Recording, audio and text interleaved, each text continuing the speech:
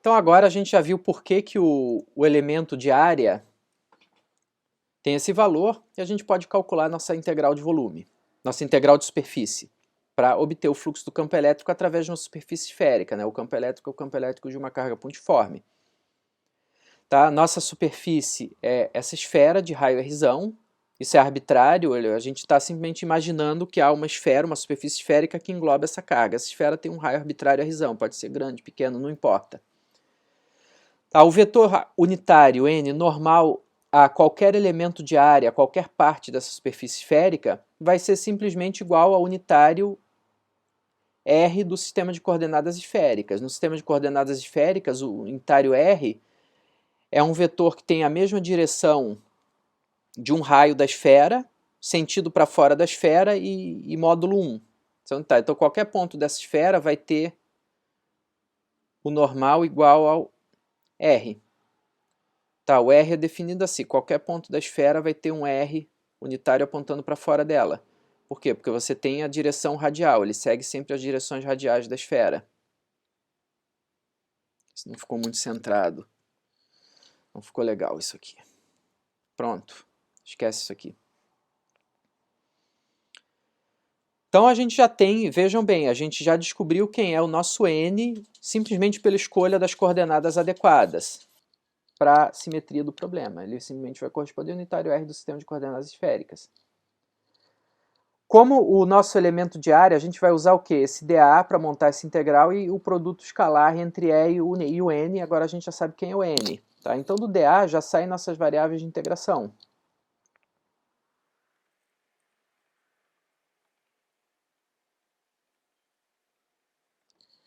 E os limites dessas variáveis são em coordenadas esféricas.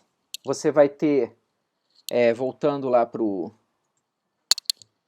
nosso slide, você vai ter o ângulo θ. Ele é o ângulo que o teu R faz com... Aqui está mais claro. O ângulo θ é o ângulo que R faz com o eixo Z. Então ele pode variar o quê? O R pode estar apontando paralelamente ao eixo Z, ele pode dar essa volta aqui toda, e ele pode estar apontando antiparalelamente ao sentido positivo do eixo Z. Então o θ vai estar sempre dentro do intervalo 0π radianos. Enquanto que o φ é um ângulo que a projeção do teu vetor posição em coordenadas esféricas no plano xy faz com o semi-eixo x positivo. Que então é um ângulo que pode dar essa volta toda aqui no plano xy. Então é um ângulo que pode valer de 0 a 2π radianos. E o R, obviamente, está incluso no intervalo 0 mais infinito. Tá? Você pode ter valor 0, bom, você pode estar na origem ou você pode estar a distância infinita da origem. Então daí a gente tira os limites de integração. A integração em φ vai ser feita no limite de 0 a 2π, porque você tem uma esfera fechada.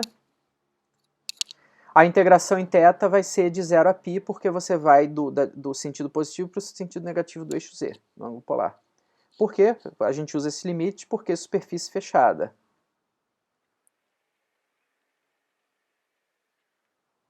Se a gente tivesse uma superfície aberta, a integral aqui dentro seria a mesma, só que a gente teria limites de integração diferentes. Por exemplo, se você integra um hemisfério, o hemisfério superior dessa esfera, você vai integrar o θ, por exemplo, de 0 a π sobre 2. Você vai sair do sentido positivo do eixo Z aqui em cima até fazer 90 graus. Tá? Até o plano XY que separa os dois hemisférios da esfera. Você vai de 0 a π sobre 2 e o outro ângulo, o azimutal, o φ, vai de 0 a 2π. Você vai dar a volta completa. Assim você faria a integração, por exemplo, sobre um hemisfério. Quer dizer, você vai ter que ajustar os limites de acordo com você ter uma integral de superfície fechada ou não. Então, montando essa integral, agora fazendo a conta, bom, o campo elétrico é dado por o campo elétrico de carga pontiforme Q sobre 4πε0 r² vezes unitário R. Vejam que é super oportuno utilizar coordenadas esféricas, inclusive para escrever a expressão do campo elétrico de uma carga pontiforme. Por quê? Porque o campo é esfericamente simétrico, então as coordenadas esféricas já te dão um unitário esfericamente simétrico, que é o R unitário. Então, substituindo isso na integral, o E escalar NdA vai ficar Q sobre 4πε0 R quadrado, R escalar R, porque a gente viu que sob uma superfície fechada esférica, o vetor normal unitário também corresponde ao R das coordenadas esféricas, dA. Isso aqui dá um produto escalar trivial. Tudo que é constante você pode botar para fora da integral, né? O Q sobre 4πε0. O nosso dA era R quadrado seno θ dθ dφ. O R quadrado cancela com o lado de baixo. Isso aqui sai da integral, porque é constante. E você vai ter uma integral trivial. Tá? Integral na variável de integração φ de 0 a 2π e na variável de integração θ de 0 a π. Tá? Essa integral vai dar 2π. Integral trivial, essa integral daqui vai... A antiderivada é menos o cosseno, para esses limites vai dar 2. E você multiplica o resultado. A integral de superfície nada mais é do que uma integral dupla. A integral dupla nada mais é do que calcular duas integrais separadamente. Então, uma integral te dá 2π, outra integral te dá 2, multiplica, o resultado dessa integral é esse 4π. Vezes o Q sobre 4πε0, você tem como resultado que o fluxo do campo elétrico de uma carga pontiforme através de uma superfície esférica englobando essa carga é Q sobre ε0. Esse resultado a gente tem que guardar, ele é importantíssimo para a gente chegar na lei de Gauss. Ok? A gente poderia fazer essa conta utilizando uma outra superfície englobando a carga pontiforme? Com certeza. A gente vai fazer essa conta agora utilizando um cubo. A gente pode utilizar um cubo de aresta L centrado na origem, a nossa carguinha Q está lá na origem ainda. O campo elétrico gerado por ela continua sendo Q sobre 4πε0 R quadrado vezes R unitário, radialmente, esfericamente simétrico, né, continua. Só que agora a nossa superfície de integração é um cubo. Tá, você pode pensar, mas isso é um cubo, eu uso coordenadas cartesianas, x, y, z, vai ficar mais simples. Não vai ficar nada mais simples. Okay? Você vai ter que calcular o fluxo através de todas as faces do cubo, separadamente, e somar os resultados, as contribuições. Então você tem 6 faces. Essa integral vai ficar Q sobre 4πε0 R quadrado, R unitário, escalar N dA. O N, tá, os vetores normais N, nesse caso são triviais. Por quê? O normal a essa face é o unitário I, do eixo X. O normal a essa face superior, o unitário K, do eixo Z. O normal à face inferior vai ser menos K. O normal a essa face aqui esquerda vai ser menos I. O normal, a face lá de trás dele, que não dá para ver daqui, seria o J do eixo Y. O normal a essa face aqui seria o menos J.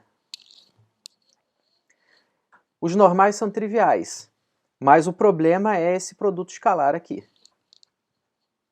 O dA também é trivial. O elemento de área é trivial. Tá? Um dA sobre essa face aqui, por exemplo, ficaria o quê? É simplesmente um quadradinho infinitesimal, um dos lados vale dy, o outro lado vale dz. Sobre essa face aqui em cima, você vai ter um dA que um dos lados vale dx, o outro lado vale dy. E por aí vai. Esse é trivial, mas o problema vai começar no produto escalar. Então vamos calcular o fluxo através da face superior. Tá? A gente vai ter Q sobre 4πε0 R2, onde R é a distância entre carga e o ponto de campo. Os pontos de campo estão sobre a superfície, que é a face superior. R unitário escalar K, lembrando que K é unitário da face superior. dx dy era o nosso elemento de área da face superior. Qual é o produto escalar entre R e K? É o cosseno do ângulo entre, eu vou chamar esse ângulo de θ, entre o vetor campo elétrico num certo ponto da face e o unitário K. Tá? Pensando que essa linha preta aqui é um segmento contido na face superior do cubo. A nossa carga aqui está na origem. Então ela vai estar a uma certa distância R de um ponto na face do cubo, produzindo esse vetor campo elétrico naquele ponto. Ok? O ângulo θ entre E e o K, o cosseno desse ângulo vai ser o resultado desse produto escalar. Lembrem, o produto escalar é módulo de um dos vetores vezes o módulo de outro vezes o cosseno do ângulo entre eles. Ambos são unitários, então o produto escalar é simplesmente o cosseno do ângulo entre eles. Então eu preciso do cosseno desse ângulo θ. Então, fazendo a geometria do problema, a distância entre carga e ponto de campo é o R, lá da expressão do campo elétrico. Distância perpendicular entre carga e face do cubo é L sobre 2. Lembrando, o cubo tem aresta L. Então, isso vai ser metade do cubo, L sobre 2. Essa distância entre o centro, digamos, da face, né, que se eu subo perpendicularmente da carga que está na origem até o centro da face, até a face eu estou no centro dela. A distância entre ela e o ponto de campo vai ser raiz de x² mais y², em geral. Logo, o cosseno desse ângulo vai ser o quê? Pela definição de cosseno, L2 sobre E, L sobre 2 dividido por R, que é L sobre 2 dividido por, fazendo o teorema de Pitágoras, x² mais y² mais L² sobre 4. Ok? Se esse x2 mais y2 não ficou muito claro, a face superior vista de cima seria assim, aqui está o centro da face, um ponto qualquer da face, o meu sistema de coordenadas vai ter os eixos x e y assim, né? Lembrando que eu estou olhando esse cubo de cima, então o x está para a direita, o y está para cima. Tá? Para cima aqui da imagem.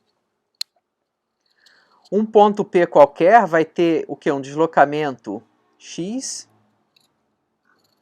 em relação ao centro da face, um deslocamento y em relação ao centro da face ao longo do eixo y. Logo, essa distância aqui vai ser raiz de x² mais y², pelo teorema de Pitágoras.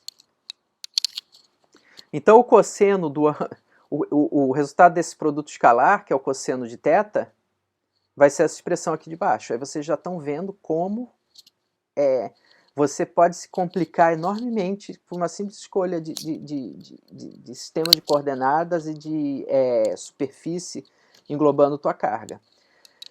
Então, para calcular o fluxo através da face superior, eu vou tirar tudo de constante dentro dessa integral, vou botar o 4πε0 e o Q para o outro lado, vezes o fluxo sobre a face superior, eu vou integrar de menos L sobre 2 para L sobre 2, nas variáveis de integração dx e dy, o cosseno θ sobre R², substitui a expressão de cosseno θ, você vai ter uma integral aí grande, trabalhosa.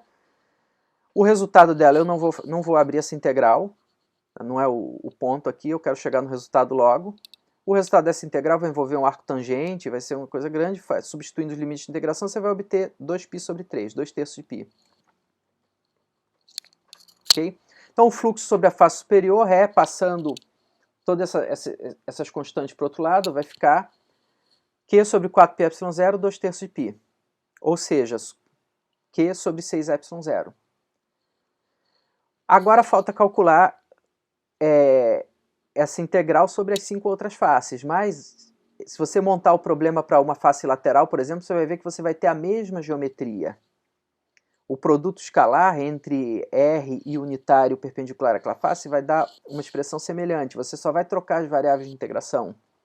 A integral vai ficar a mesma, então para uma face lateral você monta a mesma figurinha, só que em vez de ser K vai ser I, em vez de ser X e Y vai ser Y e Z, né?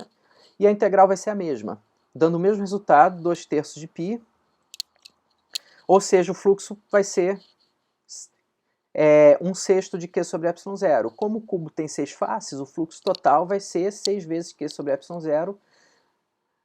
6 vezes Q sobre 6ε0 vai te dar Q sobre ε0. Mesmo resultado obtido para a esfera, tá? Para o fluxo através de uma superfície esférica. Então você vê que tem alguma coisa interessante acontecendo aí. O fluxo total através de uma superfície fechada englobando uma carga pontiforme não deu o mesmo resultado para uma superfície esférica, que foi super simples de calcular, ou para uma superfície cúbica, que foi bem difícil de calcular. Tá? Isso é um dos ingredientes principais para se chegar à lei de Gauss. A lei de Gauss, o objetivo dela vai ser exatamente relacionar fluxo de campo elétrico através de superfícies fechadas, essas superfícies podem ter forma arbitrária, com carga total no interior da superfície.